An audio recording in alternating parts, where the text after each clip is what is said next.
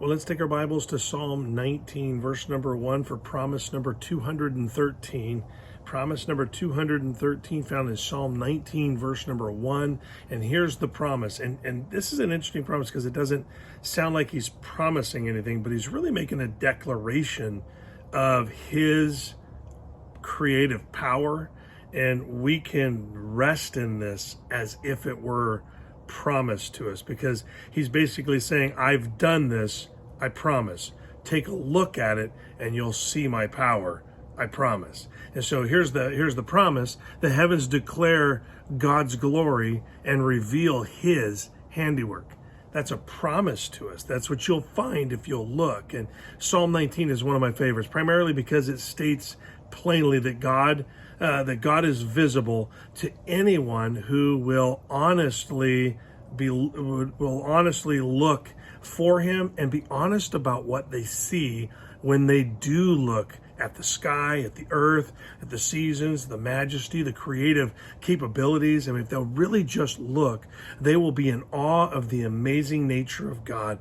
And so let me just read the passage to you. It's very brief, but let me read it to you because I have some things I want to say about this, the grandeur of what God has declared that he spoke into existence. And so here's what he says, is the heavens declare the glory of God, and the firmament showeth his handiwork. That's that starry sky that we see, the clouds, the atmosphere around the earth. It just declares the wonders of God and his handiwork. And let me just put it to you this way.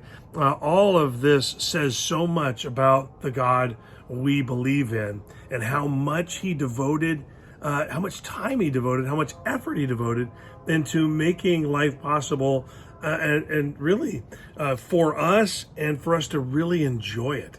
I mean, think about it. Our lives here, for the most part, are very enjoyable. The planet is so well made for us. And here we are thousands of years after it was created, after sin has broken it down and man has abused it, it is still a wonderful place to live. Imagine how much better it could have been had we been closer to the beginning. And so, really, let me put it this way: if the God of the Bible promises this to us, he can be counted on to come through for us in much simpler things we face each day.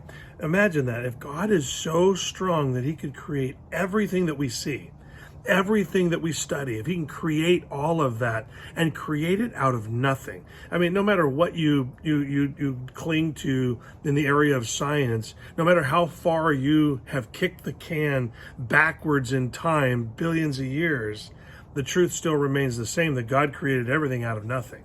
Now, of course, I don't agree with any of that. I believe that the Bible is very clear about the thousands of years that the earth is old and how God did it and what we should be looking for.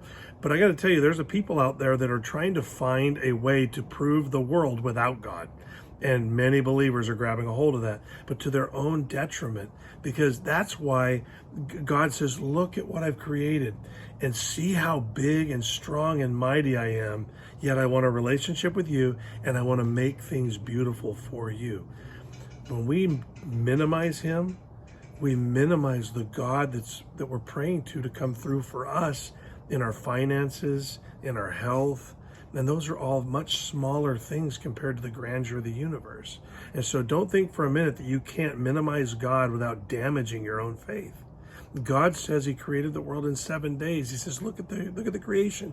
You can see it. Look at just the way the whole system works, the seasons, the clouds, the replenishment of the earth.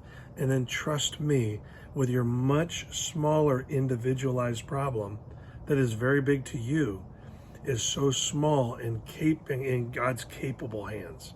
So let that be an encouragement to you that God is way bigger. When we look at the creation, don't think of all the things that people have surmised about what could have been instead of what God says. Take God at his word.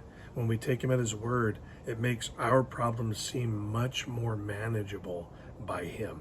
Have a wonderful day.